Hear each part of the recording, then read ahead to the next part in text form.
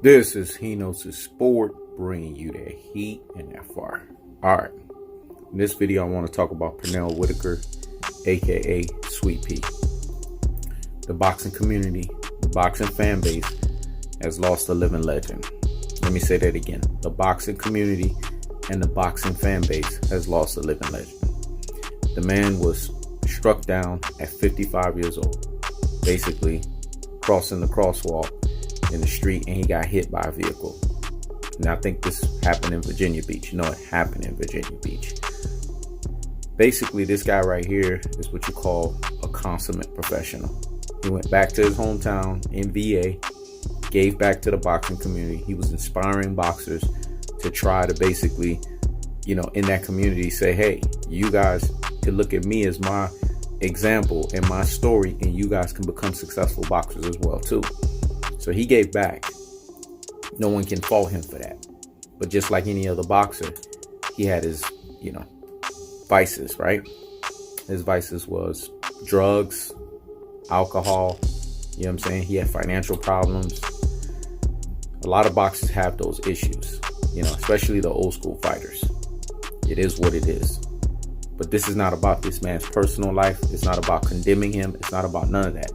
It's about us giving props to a living legend, a guy who was one of the pioneers of being both a defensive stalwart, a defensive wizard, as well as an offensive genius at the same time. A lot of people have him ranked higher than Floyd Mayweather because they feel that he was more offensive minded. But really, when you look at Floyd Mayweather, you see a lot of Pernell Whitaker in him. People forget Floyd Mayweather sparred with Pernell Whitaker a lot. You know what I'm saying? They had sparring sessions. And Floyd Mayweather learned under his tutelage how to be a consummate professional. As a matter of fact, before Floyd Mayweather became a champion, he gave props to Pernell Whitaker and all of the work that Pernell Whitaker gave him in their sparring sessions. Zab Judah as well too. A lot of people don't understand this, but if you do your research, Zab Judah and Floyd Mayweather used to spar each other a lot. And they used to do this in front of Pernell Whitaker. They both looked up to Pernell Whitaker. As a matter of fact, when Pernell Whitaker retired, Zab Judah was one of the fighters that he trained for a period of time. So that should tell you right there how Zab Judah looked at Pernell Whitaker in his eyes. Pernell Whitaker was robbed 4 times in his life. The first time was his son. Pernell Whitaker Jr. died at 31 years old of cancer. Man, that had to be devastating for the man. Then he got robbed twice in the ring by Oscar De La Hoya, and he got robbed by Julio Cesar Chavez. Both of those fights, many people that were around that time would tell you that Pernell Whitaker won those fights hands down. And if you go back and do the film study and the tell of the tape on it, you know what I'm saying, or you go into the vault, you'll see Pernell Whitaker definitively won those fights, and he was robbed. And then the last time, which we all know, his life was taken from him, and it was short, 55 years old.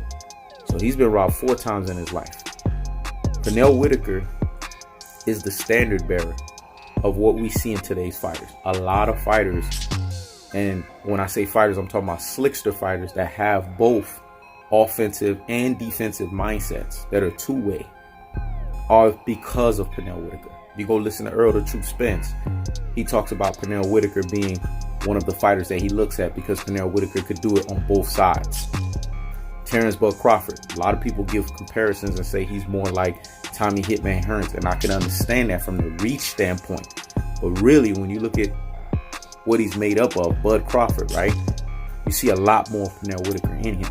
Because people forget, Pernell Whitaker was changing up both styles. He would do orthodox and southpaw.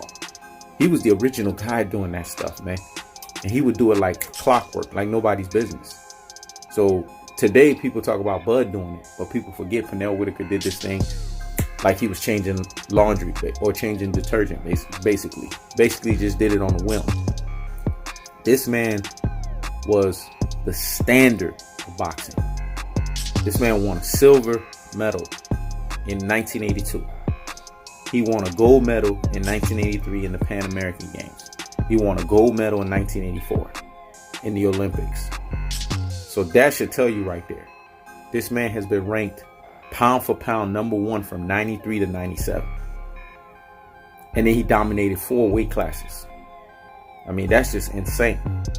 So before we talk about all of the guys that's out now, we got to talk about Pernell Whitaker. People don't put enough respect on this man's name. But this man has done a lot for the boxing community. So Pernell Whitaker and Pernell Whitaker's family, y'all get the biggest hats off of the day. And you know what I'm saying? My condolences go out to your family. And I know this is a troubling time for you guys. So there's nothing none of us could say that could, you know what I'm saying, make you guys feel better during this period of time. But this was my way in my little video of being able to give salute and props to Pernell Whitaker, aka Sweet Pea, because I feel like not enough people don't put respect on this man's name, or enough people talk about him. This is He Knows the Sport. Checking out.